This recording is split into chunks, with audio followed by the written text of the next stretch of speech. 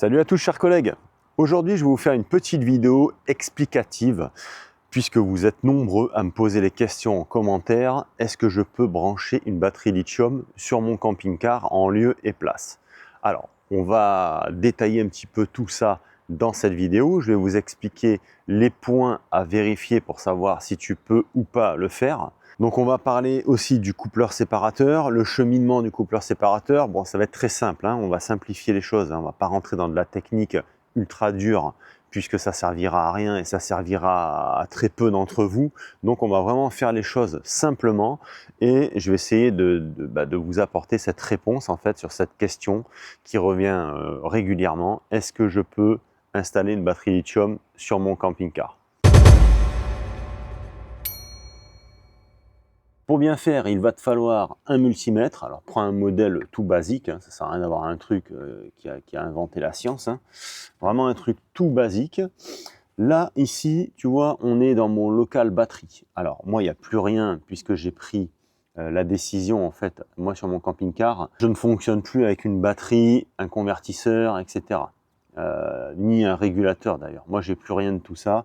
Maintenant, je tourne uniquement avec une station d'énergie. Je t'emmène dans ce petit coffre et je t'explique un petit peu tout ce qu'on a. Ici, on a le chargeur du véhicule. Hein, donc celui-ci, c'est celui qui va venir charger ma batterie moteur lorsque celle-ci est un petit peu en baisse. Hein. Donc quand tu es raccordé au 220, c'est lui qui va charger ma batterie moteur. Ici, on a un fusible disjoncteur, mais qui ne me sert plus à rien. Je l'ai laissé en lieu et place. Là, nous avons le coupleur séparateur de chez Vevor. Alors, qu'est-ce qu'un coupleur séparateur? C'est très simple, c'est un relais intelligent en fait. Hein. On va utiliser des mots simples, hein, je vous le dis tout de suite, hein. On ne va pas se prendre la tête. Donc c'est un relais intelligent qui se branche sur la batterie porteur. Ce qui veut dire que quand ta batterie porteur est full au niveau du voltage, donc vers les 13,6, 13,8 on va dire, lui, clac, il va faire le passage et il va envoyer la sauce pour aller recharger ta batterie cellule. Et lorsque ta batterie cellule est pleine, pareil, clac, il refait le passage et il renvoie là-bas. Alors le système de chez Vevor, c'est un système basique. Donc beaucoup d'entre vous entendent parler de système DC-DC. Ça, c'est généralement pour des véhicules récents. On va dire que pour les véhicules un petit peu anciens, dans la plupart du temps, tu peux t'en passer d'un DC-DC. Un DC-DC, c'est pareil, hein, c'est comme un coupleur séparateur, on va faire simple, bien que je ne connaisse pas le système exactement, puisque moi je ne suis pas concerné, donc je ne me suis pas penché dessus. Mais grosso modo, sur des véhicules récents, ton alternateur va envoyer 20 volts. 20 volts, c'est pas bon, puisqu'une batterie lithium doit être chargée maximum à 14 volts en puissance d'entrée. Donc ce DC-DC va réduire la puissance de sortie d'alternateur pour envoyer un voltage correct au niveau de ta batterie cellule qui sera pour le coup une batterie lithium. Si ton véhicule est récent et tu as une batterie plomb, une batterie AGM en fait, en batterie cellule, généralement tu n'auras pas de DC-DC, hein, c'est un système coupleur séparateur, ils s'en foutent un peu de la puissance qu'on envoie là-dedans. Une batterie plomb est moins difficile, on va dire, en termes de voltage par rapport à une batterie lithium. On fait simple. Hein. À retenir, ta batterie lithium ne doit pas être chargée à plus de 14 volts, ça va être le maximum. On revient sur mon coupleur séparateur. Donc pour ceux qui sont intéressés par ce modèle, j'avais fait une vidéo là-dessus où je vous explique comment le brancher, mais je vais vous réexpliquer, vous allez voir, c'est ultra simple. Ici, on a un câble, là, rouge, celui-ci, voilà. Donc celui-là, tu vois, il monte, il part là sur un gros domino, d'accord? Et de là, on repart ici sur un fusible de 60 ampères, et de là, hop, on revient ici au coupleur séparateur, d'accord? Donc ça, on va dire que c'est l'entrée. Hein. Là-dedans, tu as, c'est pas compliqué, il y a deux borniers et une masse. La masse, c'est le petit fil noir que tu vois ici. Là, tu as le bornier où c'est marqué BAT Start, donc batterie de démarrage. Donc tu te branches ici. Et là, c'est marqué BAT aux de mémoire, donc batterie auxiliaire. C'est là où tu vas venir brancher ta batterie auxiliaire. Moi, c'est une petite section largement suffisant et tout ça part en fait sur le rechargement de la station d'énergie. Alors oui, je te fais une petite parenthèse là-dessus. Moi, le coupleur séparateur, comme il ne part pas à charger une batterie auxiliaire, je l'envoie en fait à l'entrée de la station d'énergie. Donc là, l'avantage de ce petit relais, là-bas, il n'y a absolument rien qui arrive en termes de voltage pour le rechargement de la batterie.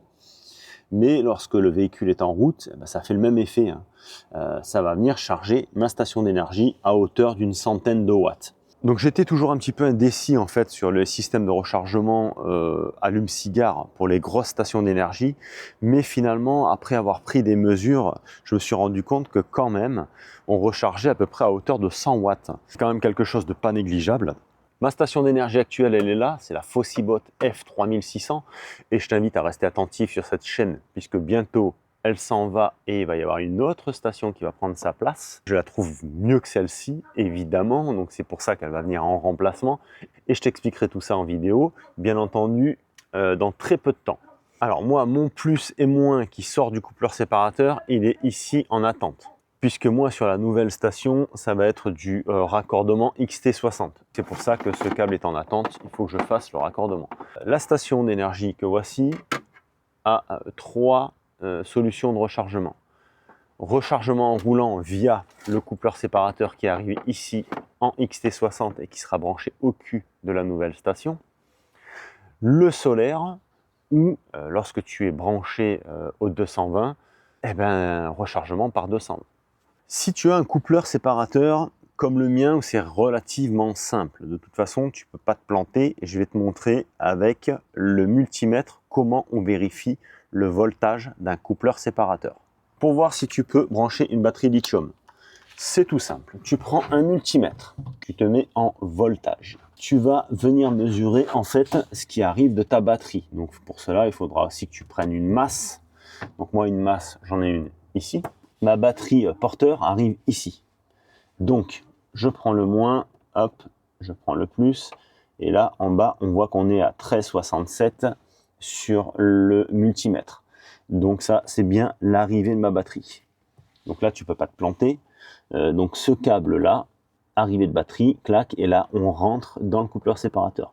Donc la sortie, elle est ici. Ce qu'il faut à présent, c'est aller démarrer le véhicule, reprendre une masse et venir vérifier ici en sortie au coupleur séparateur, voir combien on a de volts. Et ici, on ne doit pas excéder 14 volts. Donc à présent, on va mesurer et on va voir combien on a qui sort ici au niveau du coupleur séparateur. Clac. Et là, on voit qu'on est à 13,70. Tu vois, il y a une variation. 13,70, voilà. Là, je pense qu'on est au max de ce qui arrive au niveau de ce coupleur séparateur. Tu prends ton multimètre, toujours pareil, et tu vas aller mesurer à la batterie. Donc on va se prendre à la masse de la batterie et on va se prendre au plus batterie. Et là, on est à 13,81, tu vois. Éventuellement, ce que tu peux faire, tu demandes à ta femme d'aller à l'intérieur et d'accélérer un peu le moteur. Moi, ça change rien personnellement, hein. Ça bouge pas, on est toujours à 13,81 dans ces eaux-là lorsque j'accélère le moteur. 13,81 ici, 13,81 là-bas. Dans ce cas précis, une batterie lithium, tu peux la mettre en place. Si ta batterie n'excède pas moteur en route 14 volts, généralement tu peux y aller. Ça veut dire que, tu vois, là elle était à 13,81 et elle stagnait, donc ça veut dire qu'elle était à sa puissance maximale. Et ici, finalement, en sortie du coupleur séparateur, on avait la même puissance. Donc si tu n'excèdes pas 14 volts, tu peux la mettre. Au niveau ampérage de batterie, 100, 200, 300, etc., tu ne seras pas bridé, hein, peu importe. Tu peux mettre le nombre de batteries que tu veux, ce sera juste que ce sera un peu plus long à charger puisque la capacité est plus importante. Donc forcément, si tu mets une batterie de 200 ampères, elle mettra plus de temps à se charger pour arriver à son full en fait, par rapport à une batterie de 100 ampères. Après, pour faire simple aussi, si ton véhicule est équipé d'une batterie gel, ne t'embête même pas. Hein. Tu mets ta batterie lithium en lieu et place, le coupleur séparateur aura sensiblement le même réglage, alors sauf si vraiment tu as la possibilité de régler le voltage d'entrée, sinon tu check comme je viens de te montrer, Et généralement, ta batterie, tu peux la mettre en lieu et place. De toute façon, n'aie crainte, elle ne va pas exploser, hein. Dans tous les cas, sache que ces batteries ont des BMS intégrés, hein. BMS, on va dire, on va faire simple encore une fois, comme si on dirait un boîtier électronique d'une voiture, hein.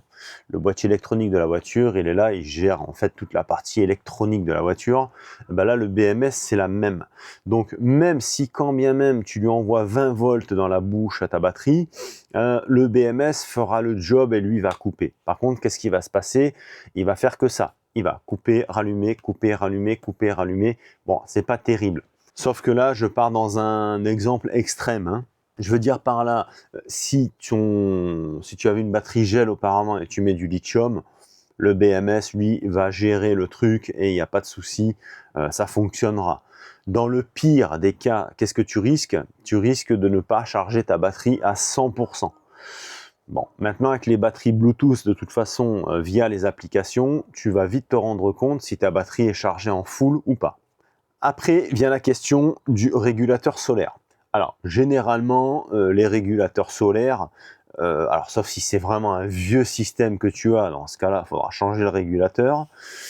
Mais sache que un régulateur solaire, logiquement, tu as plusieurs positions.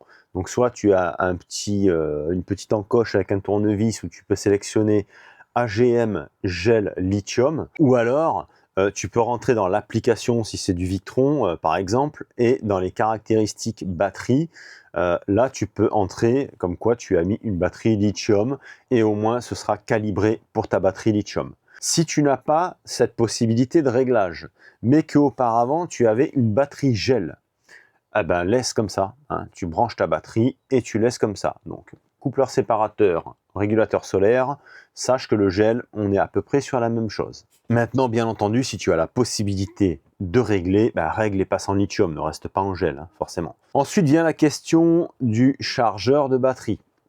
Souvent on me dit, est-ce qu'il faut que je change le chargeur? Alors, encore une fois, si tu avais une batterie gel, garde ton chargeur, mesure à la sortie de ton chargeur combien il envoie au niveau voltage, essaye de voir qu'il n'excède pas 14 volts, toujours pareil. Si c'est le cas, tu peux la brancher en lieu et place de ton ancienne batterie gel, ça fonctionnera sans problème. Sur certains chargeurs, pareil, tu as la possibilité de sélectionner le type de batterie, AGM, gel, lithium.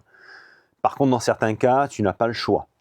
Donc, si tu as le choix, forcément, tu te mets en lithium. Si tu n'as pas le choix, mais qu'auparavant tu étais en gel, tu peux la mettre et laisser tel que c'est et ça fonctionnera. Par contre, si tu n'as pas le choix et qu'auparavant tu étais en batterie plomb, il te faudra impérativement un chargeur lithium. Si tu veux que ta batterie se recharge lorsque tu es branché au 220. Voilà, ça c'est impératif. Si tu veux te passer d'un chargeur lithium, il faudra qu'au préalable, tu déconnectes ton chargeur qui chargeait auparavant ta batterie plomb, il faudra que tu le déconnectes puisqu'il faut qu'il arrête de charger cette batterie lithium au risque de l'endommager et d'avoir une durée de vie qui sera plutôt limitée. Bon voilà les amis, tout ce que vous pouvez retenir, c'est 14 volts. Voilà, on n'excède pas 14 volts pour une batterie lithium si tu veux être sûr. Voilà, on va se limiter à 14 volts et au moins tu es sûr que tu vas rien cramer. Bon, je dis 14, si c'est 14,2, ça passe, hein, t'inquiète pas, hein. Encore une fois, le BMS sera là pour faire le job et venir stopper l'entrée de source dès qu'il y en aura trop. Bon les amis, c'est ici que ça termine cette petite vidéo. Je vous invite à me mettre un petit pouce, à me mettre un petit commentaire si ça te fait plaisir, puisque c'est bon pour mon référencement, à t'abonner à cette chaîne si ce n'est pas encore fait, puisque régulièrement on fait des petits tutos techniques comme ça pour aider les collègues camping-caristes. Et surtout reste bien attentif puisque très bientôt je te présente la nouvelle station d'énergie qui va rentrer dans le camping-car en remplacement de la Fossibot F3600. Alors dans un premier temps je te ferai la présentation de cette station et ensuite on fera un comparatif entre cette station et la Fossibot. Je te donnerai également des explications sur mon système de raccordement pour cette station d'énergie qui viendra en remplacement et tu verras que voilà, c'est tip top. Là on va être pas mal. Allez les amis, je vous dis à très vite, portez-vous bien, salut.